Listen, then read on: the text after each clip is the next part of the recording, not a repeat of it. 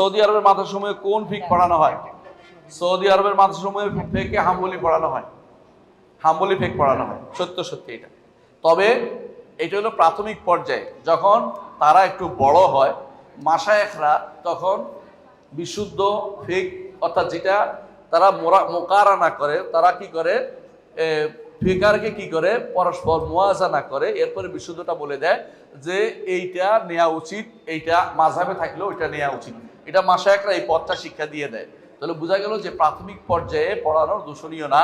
Saudi আরবে হাম্বলি ফিকাটাকে প্রাথমিক পর্যায়ে ক্লাসে পড়ানো হয়, এটা সত্য, এবং সেটাও আমরা আমাদের সিলেবাসে ওইটাই রেখেছি বিভিন্ন জায়গাতে। সৌদি আরবের মানুষ কোন মাযহাবের অনুসারী? এটা আপনি বলছি এই একই কথা।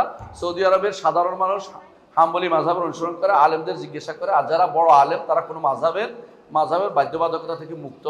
তারা সাধারণত সহি আকীদা ও মানহাজ অনুসারে চলে, যেটা দলিল ভিত্তিক তারা চলে। কিন্তু সাধারণ যে আলেম তারা আছে, তারা মাযহাব অনুসারে বিচার কার্যগুলি তাদের হাম্বলি মাযহাব অনুসারে করে, বিচার এবং শিক্ষা। কিন্তু তারা বড় আলেম যারা, তারা কোনো মাযহাবের নিয়ে ইয়া করে না, মানে মাযহাবে মানতে হবে, বাধ্যবাধকতা নাই তাদের কাছে।